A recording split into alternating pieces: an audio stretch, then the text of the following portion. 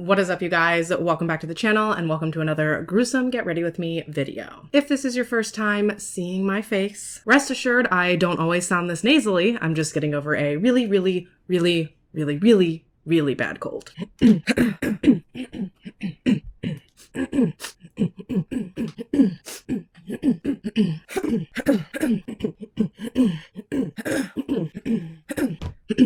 Stop it.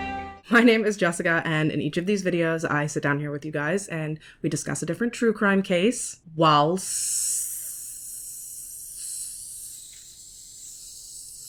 I put on some makeup. So if that sounds like fun to you, I'd say subscribe, stick around, and join me back here each week. If the combination isn't for you, I've got some links down in the description, but for those of you who are sticking around, let's go ahead and get into today's case. Sidebar, yes, my hair is a little bit lighter, but if you could do me a solid and just ignore it for right now, because this isn't how it's gonna stay. This is just step one on the long and arduous process to becoming a blonde again. Do me a favor and comment down below if you've been around since blonde Jessica. She's coming back, y'all. She's coming back.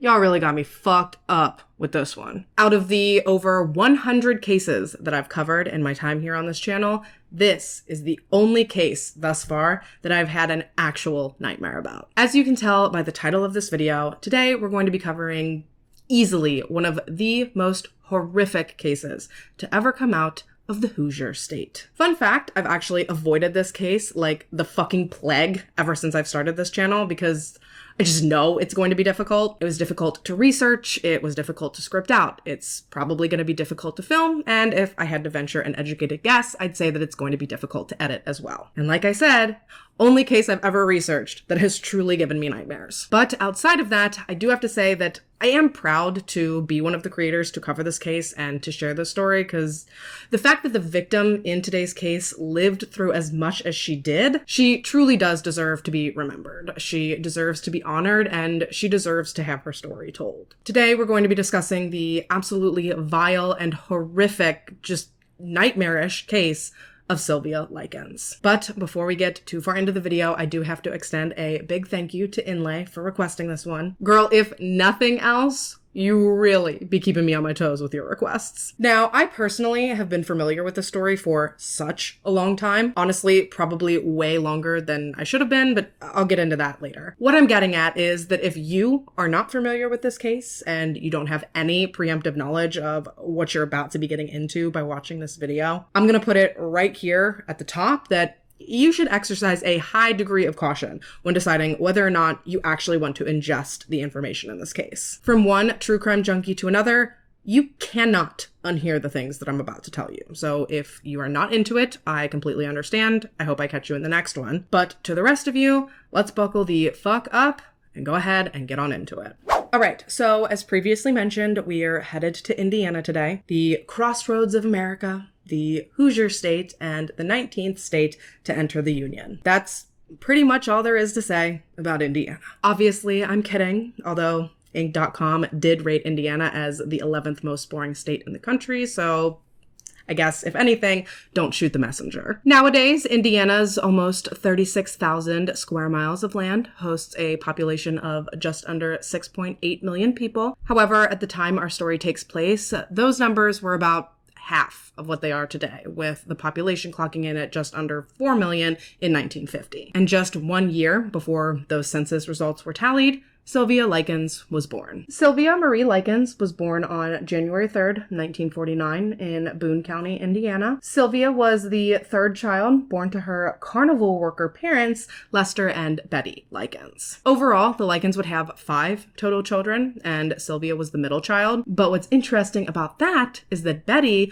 was only ever pregnant 3 times. Don't worry though, if you're desperately trying to decipher that math, as I'm sure I would be if I were in your position, let me put you out of your misery. Sylvia actually happened to be the only singleton baby born to the Likens, smack dab in the middle of 2 sets of fraternal twins. So her older brother and sister, Diana and Daniel, they were born 2 years before she was, and then her younger brother and sister, Benny and Jenny, they were born about a year after her. And if I could just take a minute right now, Benny and Jenny, I'm sorry, that is the cutest fucking twin duo name I've ever heard. Obviously, that's barely relevant to today's story whatsoever, but I'd be remiss to not at least mention it. Sadly, though, painfully adorable names aside, things were not always easy for the Likens family. As previously mentioned, Lester and Betty were carnival workers. I guess they had like a traveling snack stand that they sold popcorn and candy and beer and stuff at all around Indiana all throughout the summer. And while that may sound all fun and good, which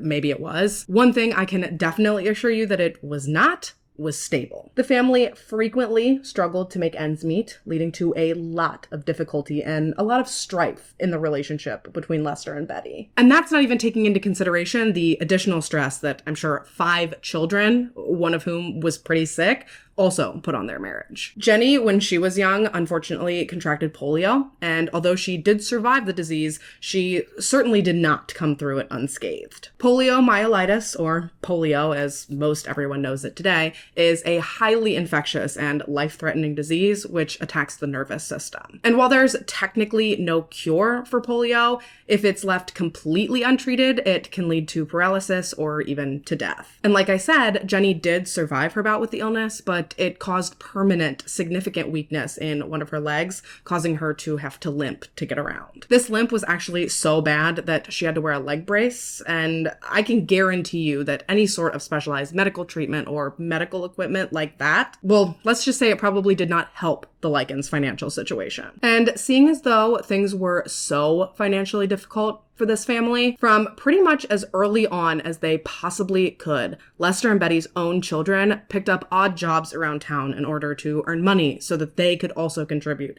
to the family's finances. Now, Daniel and Benny, they would actually travel with Lester and Betty in order to help out with the carnival stand. However, the Likens were never really all that keen on either Sylvia or Jenny coming around because they were really worried that it would interfere with their education. Well, that as well as the fact that they didn't think the carnival scene was safe for their 2 young daughters. So in lieu of accompanying her parents and her brothers to the carnival, Sylvia instead earned her money doing what basically any other teenage girl at the time was doing. She would babysit, she would run errands for people, she would clean or do chores for people, just, typical 1950s lady jobs. But you know what? Despite her hectic and unstable home life, Sylvia really did seem to be a fairly well-adjusted young girl. Affectionately known to her friends as Cookie, Sylvia was a lively, cheerful, and friendly, just genuinely kind person. No, things were not perfect for her or for her family, but overall, it does sound like, for the most part, they really were trying to do their absolute best. And I mean, yeah, they struggled, but it wasn't until mid-1965 when things for the Likens family went from meh to By this point in time, the Likens were living in Indiana's capital city of Indianapolis. And while I think that I have sufficiently hammered home that things weren't great, no one could have possibly known that they were about to get just, so much worse. It was Saturday, July 3rd, 1965. It was the middle of summer, the height of carnival season, and given what the Likens did for work, you would think that this would be their good season. The season where they likely would have had the most money coming in from their carnival snack business. Unfortunately, though, that appears as though it might not have been the case, given the fact that on this fateful Saturday, Betty would actually be busted and arrested for shoplifting. She did end up briefly being jailed for this crime, leading Lester to make a difficult decision regarding his daughters. A decision that, I'll just say I cannot imagine looking back on this time frame from either Lester or Betty's perspective, knowing that because of this, in the grand scheme of things, this tiny snafu, it paved the way for everything we're about to discuss. That had to be so heartbreaking to think about. Shortly before the Likens sisters found their mother behind bars, Sylvia and Jenny, who were 16 and 15 respectively, they had met and started to form a bit of a friendship with another young girl named Paula Banaszewski. And I'm actually not sure of the exact sequence of events that led to this next part, but somewhere in the chaos of Lester finding out that Betty was in jail and trying to track down his daughters and figure out what he was going to do with them and where he was going to go with them during the carnival circuit, circuit. At some point through all of that, Sylvia and Jenny actually ended up staying either 1 or 2 nights with Paula at her house, which is ultimately where Lester was finally able to locate them. And when he knocked on the door to retrieve his daughters, Lester Likens was greeted by the tiniest, frailest looking woman he'd probably ever seen. And this woman was Paula's mother, Gertrude Banaszewski, or as I personally like to call her, Dirty Gertie. You could also accurately refer to her as Satan in old woman form, but Dirty Gertie is catchier, for sure. Gertrude Nadine Van Fossen was born on September 19th, 1928, and was the 3rd child of 6 born to working class parents in Indianapolis. And while I don't have a lot of information to go over right now regarding Gertrude's upbringing and her early life, what I can tell you is that it wasn't exactly an awesome one. For starters, she was born straight into the Great Depression, which was arguably one of the worst times to be an American. And then on top of that, she also witnessed with her own 2 eyeballs her beloved father die suddenly from a massive heart attack when she was only 11. And while this would undoubtedly be traumatizing for anyone, it was especially difficult for Gertrude because she absolutely adored her father. She didn't really have much of a relationship at all with her mother, let alone a good one. However, she and her father had been incredibly close. So it should go without saying that having a front row seat to his literal sudden death, that had to mess with a still developing little brain. And I think we can more than safely assume that she probably did not get any sort of counseling or help with her grief following her father's death, because mental health wasn't even really taken into consideration at all back then. And even if it had been, the entire country was in the middle of an economic crisis. So something tells me that the Van Fossens probably wouldn't have had the money to fork out for counseling, even if it had been the societal norm to do so back then. So this basically meant that Gertrude was just having a raw dog it through life, just smush down her feelings with the smusher downer and move on. And I will give you one guess as to how that went. It's bad. The answer is it went real bad. She dropped out of high school right around when she was 16 in order to run off and to marry her 18-year-old boyfriend, John Banaszewski. My guess is this was done more out of a deep-seated desire to distance herself from her trauma than it was done out of true love, but that's obviously just my own conjecture. What I can tell you for sure is that over the next decade, while Gertrude and John did go on to have 4 children, they were definitely not in even sort of a remotely healthy relationship. John had an incredibly short fuse, and he seemingly had no control over his explosive and volatile temper. This ultimately led to frequent beatings for Gertrude for things as menial as annoying her husband. So I think I can safely speak for all of us when I say that John was a loser. But also, I'd like to beat the shit out of Gertrude too, so maybe I'm no better than John Boy. Overall, Gertie and John clung to their nuptials for about 10-ish years before they finally decided to just call it quits. Gertrude was the one who ultimately filed for divorce, I assume citing John's jackassery as her reason. And given the time frame that we're in, coupled with the fact that she was the mom and John was abusive, not surprisingly, Gertrude was awarded full custody of the couple's 4 children during their split. And don't y'all worry about Gertie, because less than a year after she and John divorced, she was down the aisle yet again, exchanging vows with her second husband, Mr. Edward Guthrie. Sadly, though, this marriage was pretty much doomed from the start, because after just 3 months, Edward got tired of Gertrude and her kids, and he packed up his shit and filed for divorce, just never looking back. You know who did look back, though? John. Yeah, following her divorce from Edward, John and Gertrude reconciled. They remarried, and over the following 7 years, they welcomed 2 more children before they permanently went their separate ways in 1963. And y'all, I do not know what it is about Gertie, but damn, homegirl knows how to get herself a man. What does Bailey Sarian always say? Something about nipples? Beer-flavored nipples. That's it. That's what she says, and that's what Gertrude must have had, because that bitch never stayed single for long. After she and John's second divorce, Gertie started dating a 23-year-old guy named Dennis Wright. Mind you, Gertrude's mid-30s at this point, but despite the age gap from what I was able to gather, it seems like Dennis was actually the one who was running the show when it came to their relationship. Evidently, this man beat the absolute shit out of Gertrude on a regular basis. Something I have to imagine undoubtedly caused her extreme psychological damage. Because not only would this be damaging anyway, but Gertrude actually ended up losing a pregnancy due to Dennis's abuse at one point. And I cannot imagine that that was something that was easy to get over, especially still living in the same house as this man. Eventually, though, the two of them would end up welcoming their own son together, bringing Gertrude to a grand total of 7 children. 7 kids. That's a lot, which I would have to assume made it all the more devastating for Gertie when one day, seemingly out of the blue, Dennis just up and left. And while you might think, like, thank God, because this Dennis guy sounds like a real asshole, Gertrude was not happy in the least about his sudden departure. You see, Dennis had been completely financially supporting Gertrude and her swarm of children. So without Dennis around, Gertie was poor. Like, poor.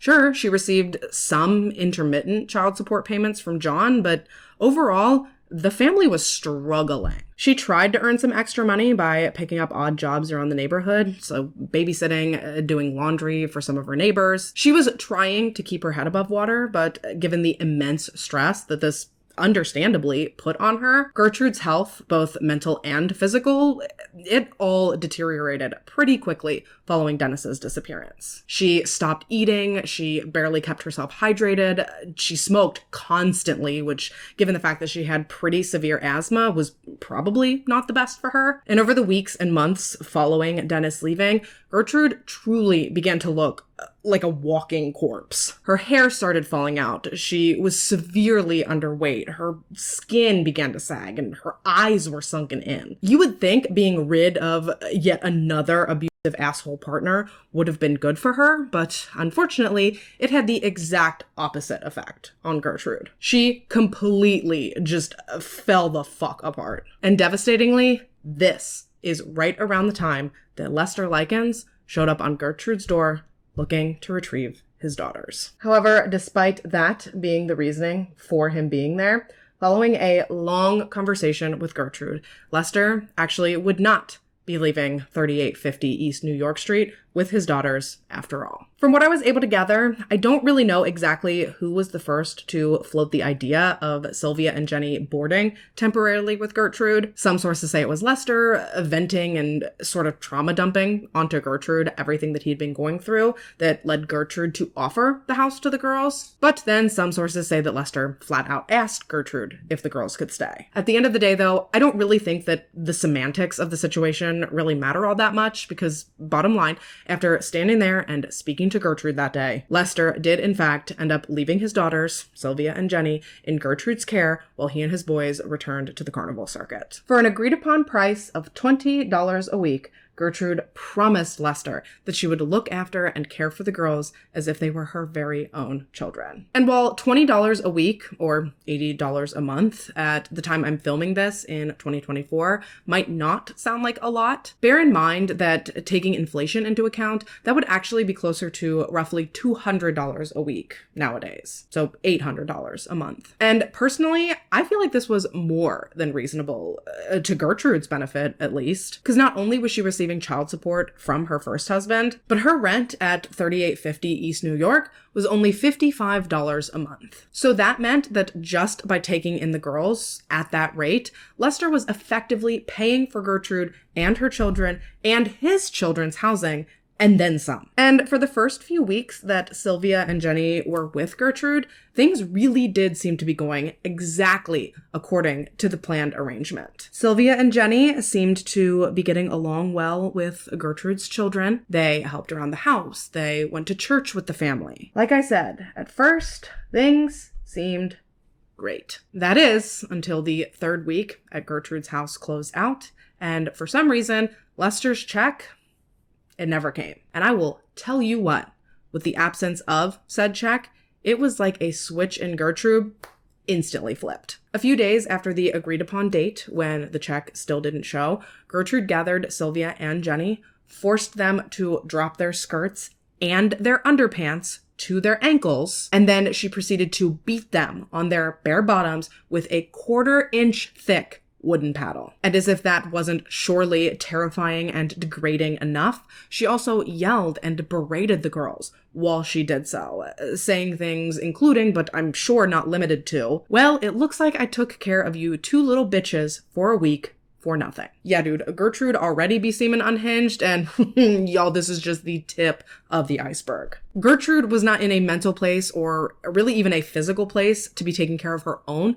children at the time, let alone taking on the responsibility and like the burden of someone else's. Gertrude, on the other hand, did not see things this way. She saw Lester's lack of payment as a direct reflection on the girls. Then she seemingly used her anger and frustration regarding that as an excuse to take out her entire life's misery on these poor innocent children. And once Gertrude ripped off that band-aid, so to speak, in administering the first beating, from that point on, it was like she would beat the girls for the slightest and smallest, most trivial infractions. One time she even beat them with a paddle because they had eaten too much at a church supper that she took them to. Now, what's really crazy is that, if you'll remember, the only reason that the girls even ended up at Gertrude's house was because they had somewhat befriended her daughter Paula. However, once the abuse of the girls started, it was like a switch also flipped in Paula, and she seemingly completely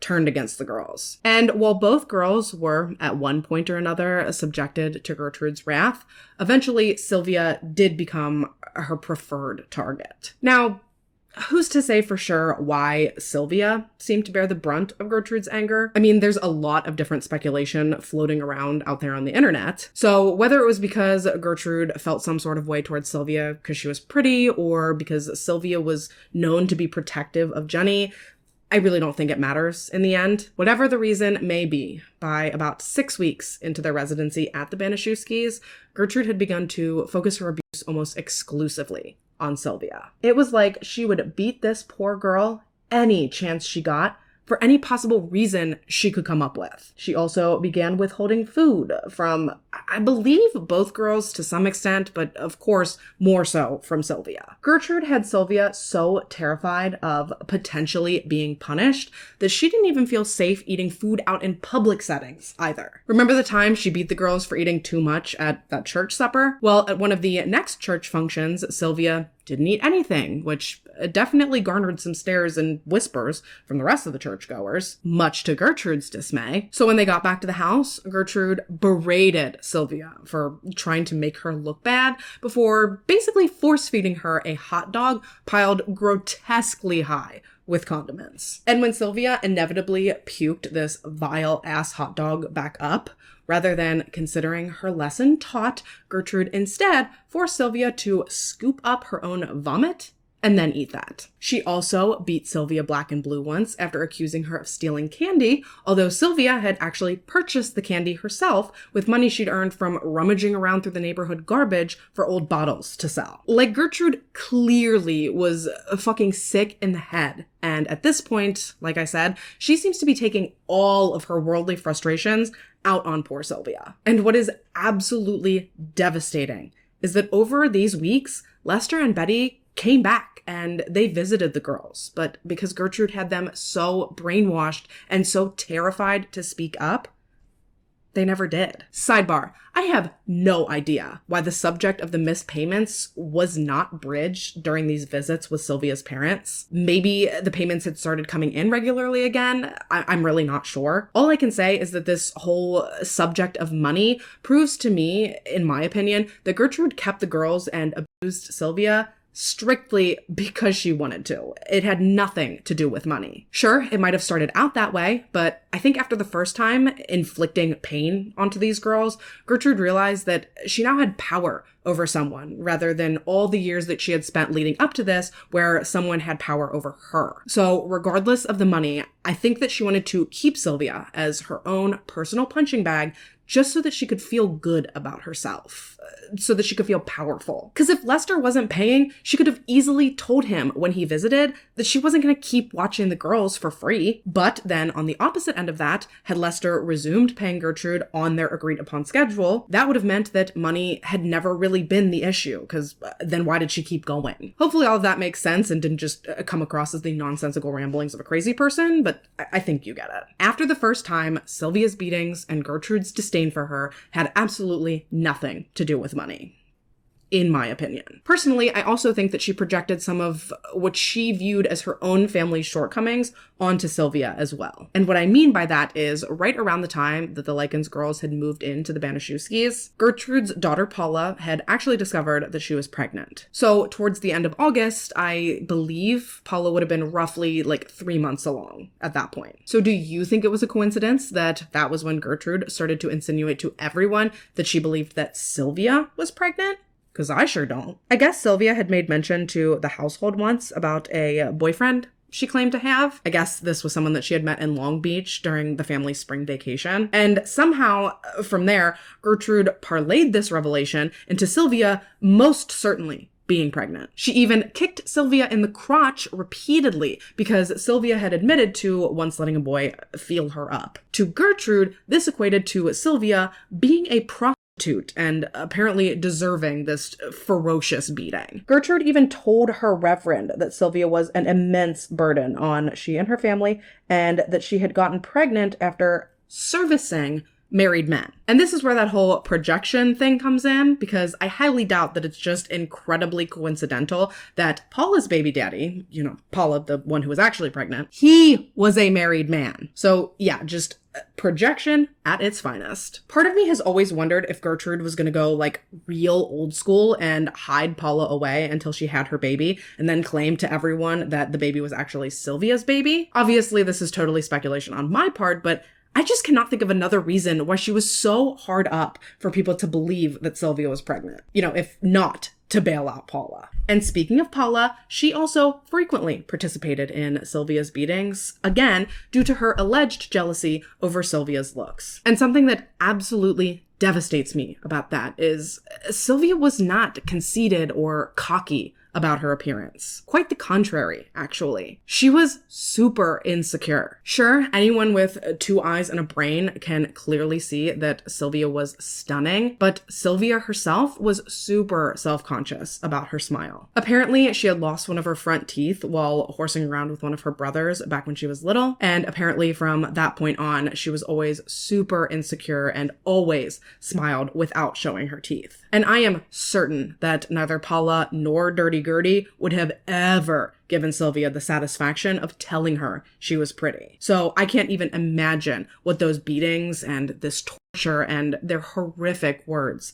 did to poor Sylvia's mental state. And that's outside of the physical anguish she was also suffering from day in and day out. And to quote Dave Pelzer, if you kick a dog long enough, that dog is going to either bite you or die. And as someone else who was severely abused as a child, if anyone knows that all too well, it's Dave Pelzer. I have gotten a lot of requests to cover Dave Pelzer's story, so let me know down in the comments if you guys would be interested in hearing what he went through. It's not true crime in the sense that we might normally think of, but it is definitely a harrowing survival story. The same of which, sadly, cannot be said for Sylvia's story, but let me not get ahead of myself. The only reason I quoted that sentiment from Dave Pelzer is to illustrate that despite being a child and despite being severely outnumbered and despite feeling incredibly helpless, Sylvia did still have some fight in her. And one day, when the children had returned to school from summer break, Sylvia actually started a rumor about Gertrude's daughters, Stephanie and Paula, telling her classmates that they were prostitutes. By the way, I know that that is not the politically correct term for sex workers nowadays, but these are the words that were used back then by these people, so that's the only reason that I'm using that word now. I know it's not what's accepted, I know it's not what's preferred by people in that business, but I am just going based off of the history and the facts of this case. But yes, she spread this rumor, she said that they were prostitutes, kind of like they had been claiming that Sylvia was and mercilessly ridiculing her for. But as it would turn out, they did not much care for that little, taste of their own medicine. So when Stephanie was jokingly propositioned later that school day for sex for money, and then that same little boy told her that it was Sylvia who had spread the rumor about she and Paula, well, I don't really think that you guys have to stretch your imagination too far to picture exactly how Stephanie and Paula planned to settle this issue. Upon returning home that day, once they got Sylvia to admit what she had done, Stephanie, Gertrude, and Stephanie's 15-year-old boyfriend, Coy, all took turns beating Sylvia as retribution for what she had done. Stephanie punched Sylvia, Gertrude went at her with the paddle, and Coy, perhaps attacking Sylvia the worst of all that day, slapped her, banged her head repeatedly into the wall, and then flipped her backwards onto the ground. Then, on a completely separate day, Paula beat Sylvia so savagely that she broke her own fucking wrist. And you would think that that would teach her, but no. Once she got back from the doctor and from getting her wrist in its cast, she then used that as a weapon in her next attack on Sylvia.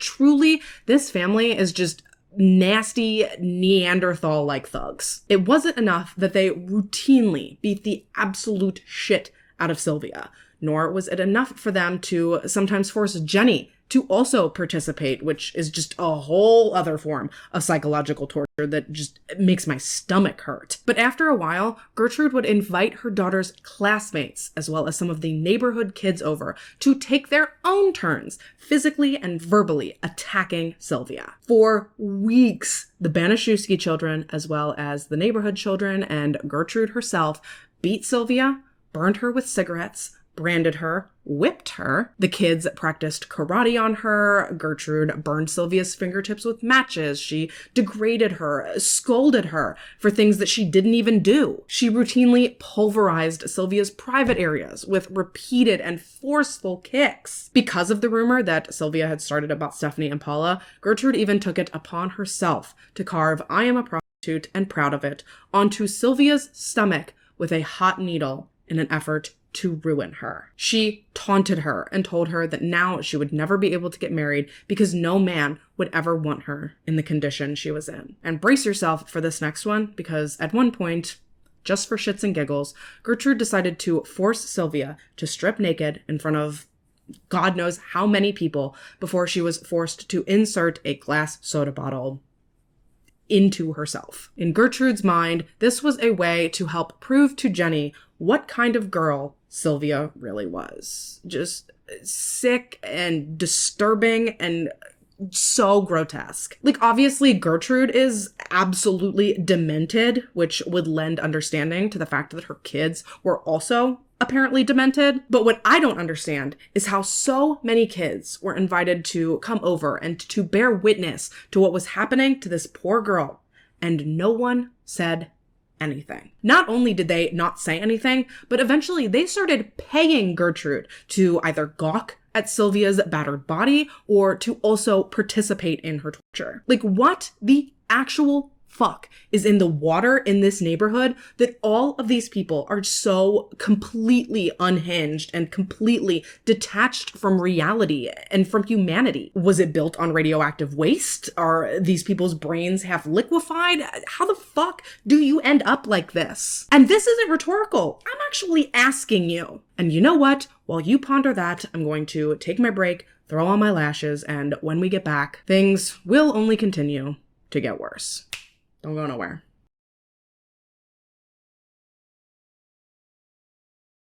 All right, so we are back.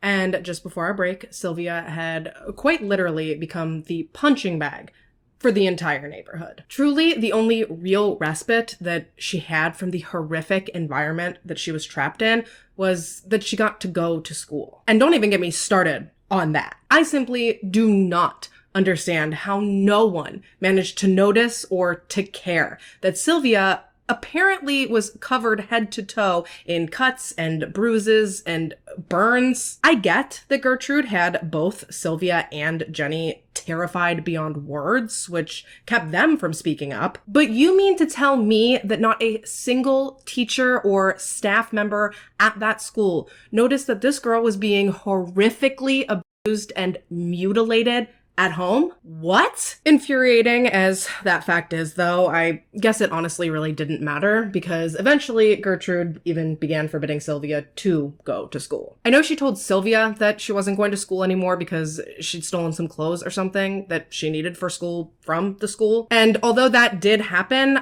I honestly just think that Sylvia's abuse was getting harder and harder for Gertrude to hide. So the first chance that she got where she felt she would be justified in pulling Sylvia from school, I think she took it solely in order to cover her own bony little ass. And as far as Jenny was concerned, Gertrude routinely threatened her with beatings similar to the severity of Sylvia's if she ever dared to open her mouth to anyone as to what was going on within the home. So even when their parents visited, even if or when Jenny saw an opportunity at school, neither girl ever so much as dared to reveal to anyone what Gertrude was doing to them. And not to beat a dead horse, but I just cannot believe that even if they didn't say anything, that Lester and Betty couldn't tell that something was wrong. They couldn't see the bruises or the cuts and scars. It is just horrifying to think how oblivious everyone seemed to be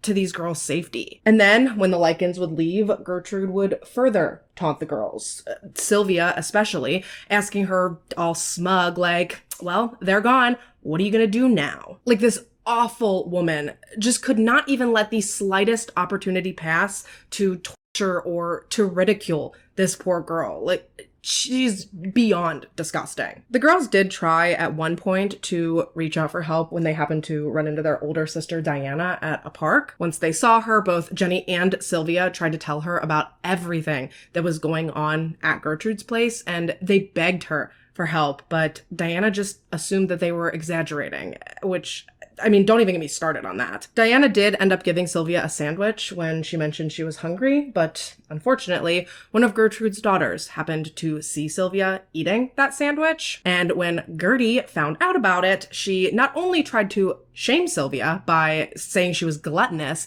but she and Paula then went on to choke and to beat Sylvia until she lost consciousness. And as if that wasn't bad enough, they then threw Sylvia into a scalding hot bath in an effort to cleanse her of her sins, all while slamming her head into a wall by her hair anytime she passed back out from the pain. And once these cleansings began, they not only continued from that point on, but they also seemed to get progressively worse. Because Sylvia was such a dirty girl, Gertrude began routinely dousing her in hot water, which, I mean, that alone was damaging enough. But then to further torture her after these baths, Paula would then rub salt all over Sylvia's naked body, basically sloughing her skin right off.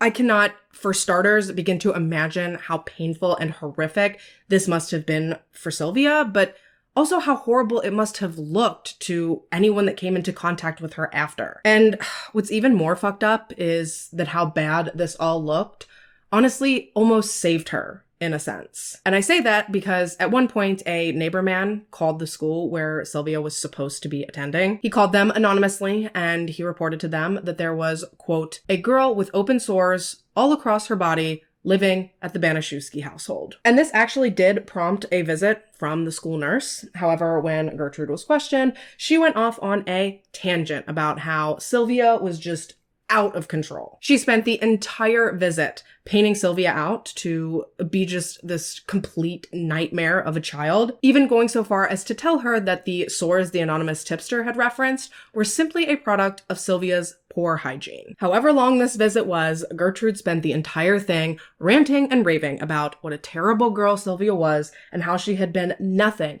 but bad news and a bad influence ever since she had stepped foot into their home. And after sitting and speaking with Gertie, the nurse made no attempts to physically check on Sylvia. Rather, she took Gertrude's word for everything before leaving the house and never looking back. And as far as I am aware, this was the only effort made by the school to ever verify Sylvia's welfare after she stopped showing up for her classes. A middle-aged couple that lived next door to the Banaszewskis also grew concerned for Sylvia when they witnessed Paula physically abusing her. But despite the fact that they felt that Sylvia was being mistreated, even likening her to a zombie in one interview, they never once reported anything they saw to the proper authorities. Even on the few occasions that neighborhood children would mention to their parents anything about what was going on with Sylvia, most of the time, they just didn't want to get involved. They would simply just tell their children that, that's just how some kids are punished. Even when a social worker visited the home, Gertrude simply informed her that she had been forced to kick Sylvia out, for being a dirty prostitute. And then before Jenny was able to speak to the social worker, Gertrude told her that if she said anything to her about Sylvia, that she would end up right there, naked in the basement with her. So, of course, Jenny said nothing to the social worker, who then left, and no further checks were ordered to the Banaszewski home. It blows my mind that not a single person actually tried to put eyes on this little girl and to verify that she was okay. They were just taking this nasty old woman's word for it, like it was gold, and not trying to find this little girl. The amount of people that failed Sylvia, I can't even wrap my head around the amount of times that she could have been saved. But because of so many people's negligence and just ignorance is bliss type attitude, like, this story just goes from bad to worse to just what the fuck. Because of everything that Gertrude and her band of minions put Sylvia through, over time, her body just stopped functioning properly because there's only so much the human body can endure. I don't know if she truly believed that she could just keep doing these things to Sylvia and that everything would just turn out fine, but whatever was going on in Gertrude's brain, she refused to accept that she was to blame for the issues Sylvia was developing. So when Sylvia began to become incontinent, frequently wetting or defecating herself because she quite literally could not control it, Gertrude determined that Sylvia was no longer fit to live with people. So she began keeping her exclusively locked in the basement, where she was, of course, kept naked and refused food and water. All she had was a dirty old mattress and sometimes a chair, for comfort. But more often than not, Gertrude tied Sylvia to the basement stair railing, suspending her to the point that she could barely touch her feet to the ground. On the rare occasion that Sylvia would be fed, this horrible family still found ways to torment her and to torture her. For example, one time Gertrude's son John Jr. brought Sylvia a bowl of soup, and he told her that she could only eat it if she did so with her fingers. I mean, she was starving, so obviously she tried, but when she couldn't eat it quickly enough, John ridiculed her, and then he took the soup away from her, leaving her once again to starve. And you know what? As awful as that sounds, it actually pales in comparison to the fact that Gertrude would often force Sylvia to clean her messes up in the basement by allowing her to ingest her own feces. But don't worry, because she also gave her a mason jar that she was graciously permitted to use to collect her own urine in order to wash it down. They also used urine and feces from Gertrude's toddler son's diaper as an additional means of torturing Sylvia. I'll leave it to your imagination as to how. And all the while, as she was growing weaker and weaker,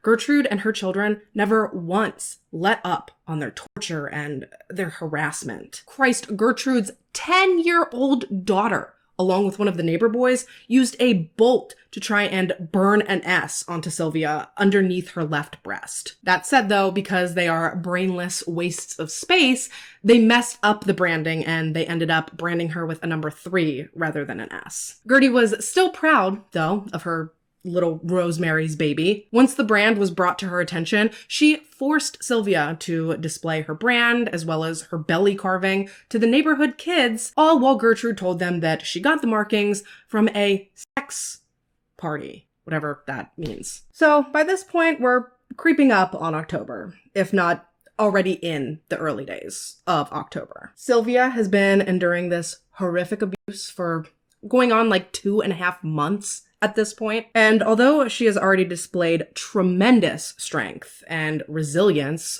far beyond what she likely could have ever imagined just by living through what she already has, she knew deep down in her soul that she could not live through much more of this. She even reportedly told Jenny at one point that she was going to die soon. Like, she could just feel it. And devastatingly, she was right. Like I said, it was October at this point, and by the end of that very month, poor Sylvia would, in fact, succumb to what Gertrude and her horrific kids and neighbors had put her through. And honestly, I think Gertrude was every bit as aware as Sylvia about her impending death. But even in Sylvia's final days, still, the only thing that Gertrude cared about was herself. All she cared about was trying to make sure that she could get away with what she had done and that she would not see any repercussions for the absolute horror that she had put this 16-year-old little girl through. She even went so far as to force Sylvia to write a letter that I guess she intended to give to the Likens. And as she stood over Sylvia, forcing her to write this letter, she told her to write that she had run away with a group of local boys, and that after agreeing to have sex with all of these boys, they had then taken it upon themselves to inflict extreme torture and abuse on her. Now, you can correct me if I'm wrong, but I don't think that it takes a rocket scientist to see that she was just looking for a way to explain to the masses how Sylvia's body had ended up as disfigured as it had when she was supposed to be safe and sound boarding with Gertrude. You know, an explanation other than Gertrude did it. So verbatim, the letter read, quote, "I went with a gang of boys in the middle of the night, and they said that they would pay me if I would give them something. So I got in the car and they all got what they wanted. And when they finished, they beat me up and left sores on my face and all over my body. They also put on my stomach, 'I am a prostitute and proud of it.' I have done just about everything that I could do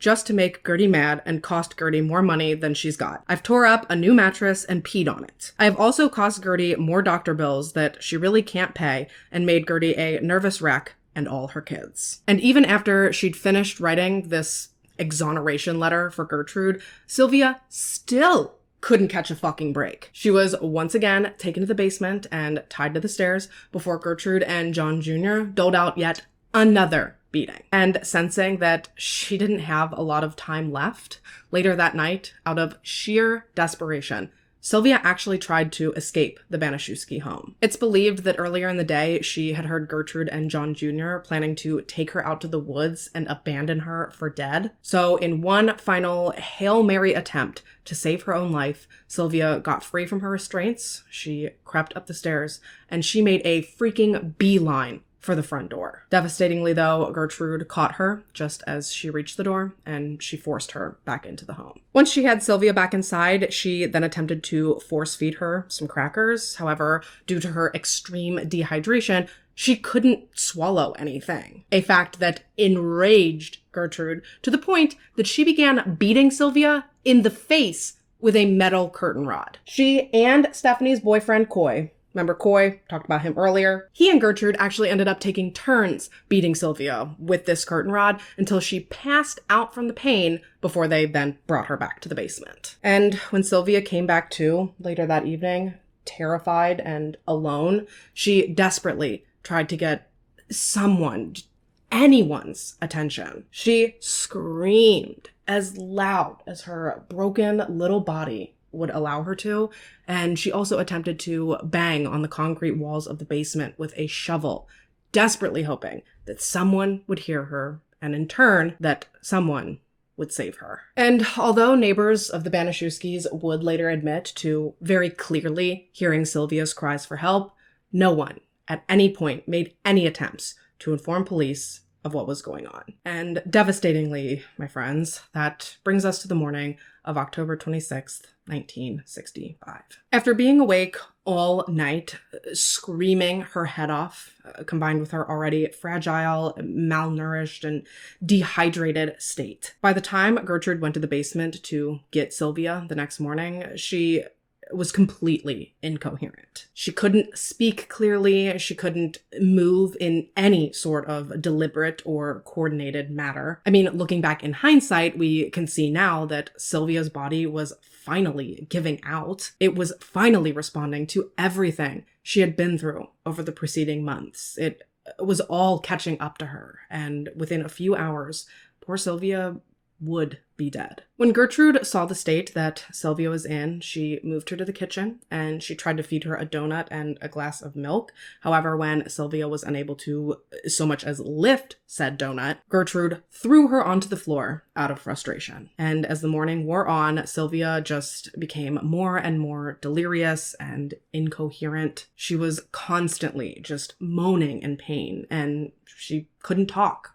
Couldn't stand. All things that Gertrude and Paula thought that she was faking. So they began trying to test her, asking her to do things like say the alphabet, which when Sylvia couldn't, because she was actively dying, Gertrude and Paula proceeded to do what they do best and threaten her with physical punishments if she didn't go on to comply. They also tormented Sylvia for having defecated on herself, as if she had any fucking control over her bodily functions at this point. And then in an attempt to clean Sylvia, John Jr. decided to spray her down with freezing cold water from the family's garden hose. And I don't know if this happened to spark what little adrenaline was left in Sylvia or what, but when the water from that hose hit her, which I'm sure felt like a bolt of fucking lightning, Sylvia actually managed to get up briefly before attempting to make another run for it. However, once again, Gertrude cut her off before she could even reach the basement steps, and then she knocked her down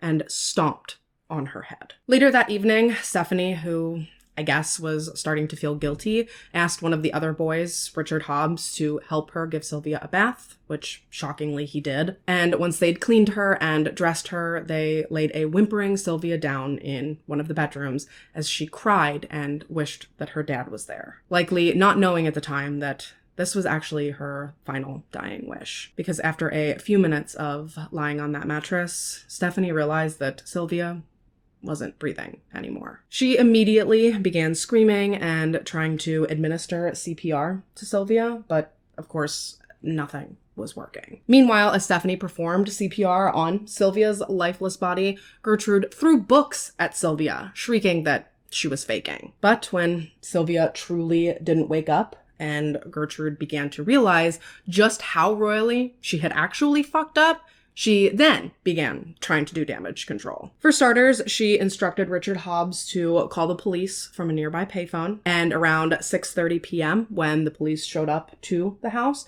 Gertrude led officers to Sylvia's body before handing them that god-awful letter that she had forced Sylvia to write. As police read the letter, Gertrude started laying it on thick to them, insisting that she had done everything she possibly could have to help Sylvia and that she had been doctoring her for hours prior to her death. Meanwhile, in a different room, Paula told Jenny, as well as her own siblings, that Sylvia's death was meant to be, and that if Jenny kept her mouth shut, then they would start treating her like a real sister going forward. What an offer. When questioned in front of Gertrude, Jenny recited the version of events that Gertrude had laid out for her, of course, vindicating Gertie of any wrongdoing and painting her out to be nothing other than Mother freaking Teresa. But thankfully, just before the police left, Jenny saw one brief opportunity to signal to someone that she needed help. I don't know how she did it.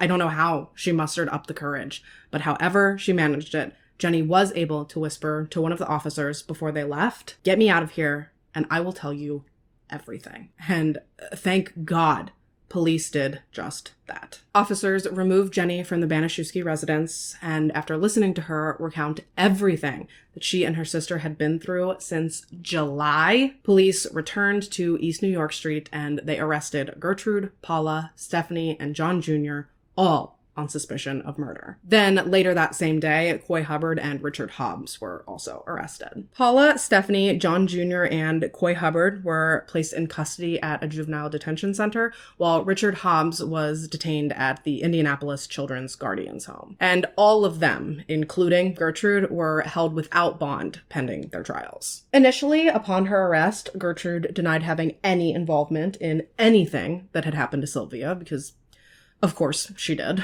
However, within 24 hours, she started trying to desperately pass the buck on to anyone she thought might make a good scapegoat, including, but not limited to, her very own daughter. Yes, she told police that while she had never so much as laid a finger on Sylvia, she did know that the kids sometimes physically and emotionally abused accused her. More specifically, she told police that Paula had done most of the damage, but that Coy Hubbard had also done a lot of the beatings. Paula, on the other hand, she didn't give a fuck. The minute that her ass hit the seat in the interrogation room, she signed a statement admitting to basically everything she had done to cause harm to Sylvia. Honest to God, based on the smug-ass look on Paula's dumb, stupid face in her mugshot, I genuinely believe that she was, like, beyond proud of what she had done to Sylvia. You know, because she's a disgustoid and all that. According to her autopsy, it was determined that Sylvia had over 100 cigarette burns, in addition to various other second and third degree burns. She had muscle and nerve damage, as well as severe bruising across most, if not all, of her body. And horrifically, due to the immense pain that Sylvia had suffered, she had actually bit through her own lips, nearly severing each of them off of her face. Although her vaginal cavity was nearly completely swollen shut, the theory that Sylvia was pregnant or that she was a prostitute was quickly discredited. And all in all, Sylvia's official cause of death was determined to have been either cerebral edema, or swelling in her brain, internal hemorrhaging in her brain, and of course, shock. Now, the initial plan was to try the 6 of them, Gertrude, Paula, Stephanie, John Jr., Coy, and Richard, all together in one trial. But prior to the beginning of the group trial, it was Stephanie's defense attorney that actually managed to get her case separated from the others before then getting her charges dropped altogether. Meaning that the trial of Indiana versus Gertrude, John, Paula, Ricky, and Coy began in May of 1966. If found guilty, each and every one of them was facing the death penalty.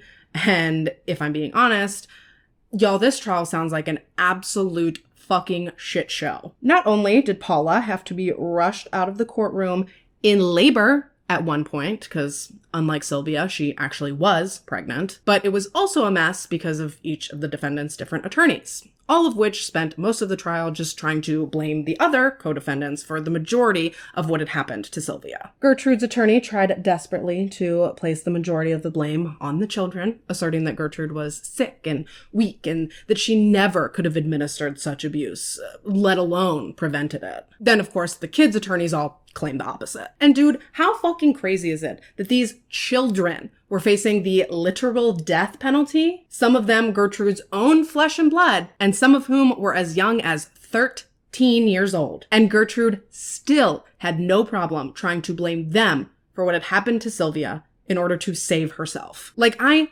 genuinely need to know what the hell is wrong with this woman. The only part of this whole trial that I can even attempt to look at as a silver lining was that it was actually one of Gertrude's own children's testimonies that, like, completely fucking smoked her ass. This child smoked Gertie like the thousands of packs of cigarettes a day she was eating through. What kind of cigarettes you think Gertrude smoked? Misties? Winston's? Virginia Slims? I actually had a friend in high school that when we wanted to feel fancy, we'd buy Virginia Slims because they were just like tiny and cute. For some reason though, I feel like Gertie is giving off some real strong, like, Winston Red 100s vibes. That said though, I also haven't smoked in so long, so I don't really have any real right to be assigning cigarette vibes to anyone. The word you're looking for is... anyway... Thankfully, seeing Gertrude's own 11-year-old daughter break down sobbing on the stand as she recounted everything that Sylvia was put through, this really kind of sealed the jury's verdict. Ultimately, Gertrude was found guilty of first-degree murder, while Paula was convicted of second-degree murder. And despite the differences in their convictions, they were both sentenced to life in prison. John Banaszewski, Richard Hobbs, and Coy Hubbard were all convicted of voluntary manslaughter, and they were all sentenced to 2 to 21 years in a juvenile detention facility. They ended up each serving about 18 months before they were released on parole in 1967. Following their release, Richard Hobbs died of lung cancer in January 1972. He was only 21 when he died, but I guess the stress of everything caused him to just start wolfing down cigarettes until he just, kick the bucket. Then, from what I could find on John Banaszewski, he lived a relatively quiet life. Following his release, he stopped going by his legal name and instead adopted the alias John Blake. And under this new identity, he went on to become a minister and a counselor for children of divorced parents. He passed away in 2005 from complications related to diabetes. He was 52 years old. And then,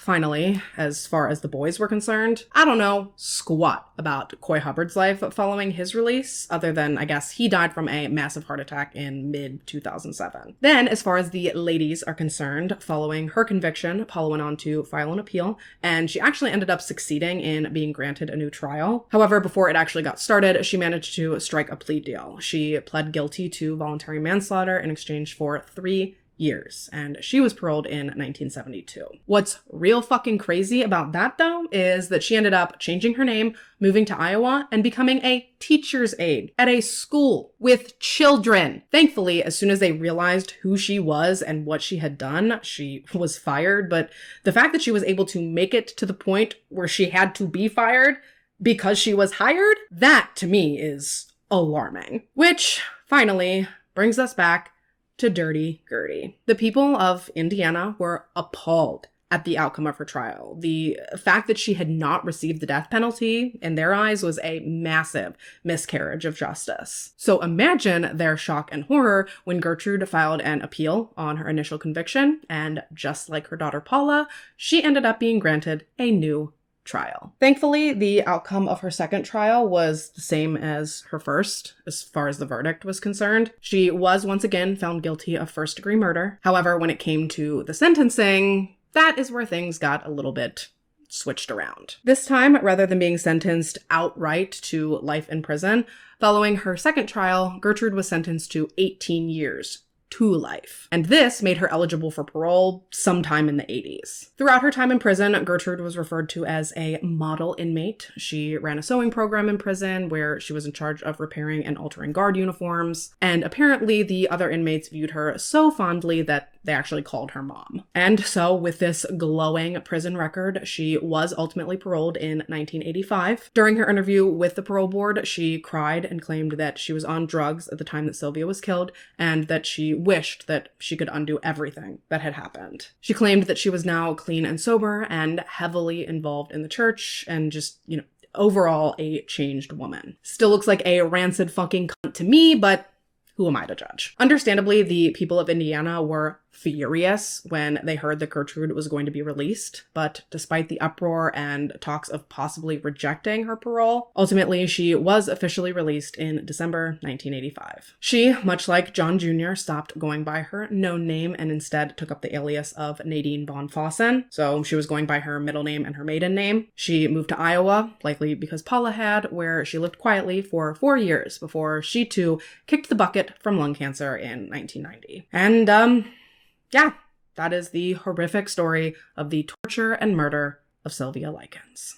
Sylvia's death is credited for the adoption of Indiana's mandatory reporter law, which requires the reporting of suspected child abuse. In June 2001, a statue of Sylvia was built in Willard Park in Indianapolis, Indiana. And then in 2016, the Boone County Child Advocacy Center was renamed Sylvia's Child Advocacy Center. So although her life was cut incredibly short, her legacy absolutely continues to live on and to protect other children from facing the same horrific fate that she did. Sylvia's story has also been memorialized in many books, including but not limited to The Indiana Torture Slaying and The Basement. Not to mention that her horrific story also made the big screen in a film adaptation named An American Crime. And actually, An American Crime is how I first heard of Sylvia's case. Way back when I was probably way too young and I stumbled across it on TV. And girl, when I tell you that Coke bottle scene will haunt me forever, I mean it. And with that, you guys, we are about wrapped for today. Rest in peace to poor Sylvia. She was such a sweet and beautiful little girl, and she had so much life left to live. And to know that it was stolen from her, all because this putrid old haggard bitch of a woman hated herself and her life so much that she slowly and maliciously and savagely and brutally tried to rob Sylvia of the beauty and the happiness that she never had. These are the types of crimes that truly make me rethink the whole eye for an eye type punishment. Because nothing on earth would have made me happier than to have read that Gertrude and her henchmen had every single thing they had ever done to Sylvia done to them. Man, this case just, I don't know. Let me know your thoughts in the comments down below. As always, I thank you so much for taking the time to watch this video and to listen to this story. And again, thank you, I think, to InLife for requesting this one. I'm just kidding, girl. You know I love you. If you have a case or a topic you'd like to see me cover, please fill out the case submission form that I have linked down in the description. And if by chance you're interested in anything about today's makeup, I will also make sure to have all of the information and the links for the products that I used today listed down there for you as well. If you haven't already and you'd like to, go ahead and subscribe to my channel. I put out new videos every 10 days. The date of my next video should be listed here on the screen for you now. But if you turn on your post notifications, you'll always be notified when I do post, and you'll always be sure to catch me back here in my next one. Until then, though, stay safe and have a good week. Bye. To wear a leg breast. Oh my God. What if I just stopped? Like, I'm done. Hello? Hello? Huh, there it is. Befriended Dirty's got her. Dirty's got her. I mean, sure. Literally. I want one, not 1,000. But she didn't even feel safe. Spring during a family vacation. Told once about a boyfriend living at the Banassas. Verifies Sylvia's where live next door to the Banassas. Almost. Fuck. As police read the letter. Girl, where's my hotline, bro? There she is. What? Is that English? Paula was convicted of second-degree murder. Woo! Bitch is hot.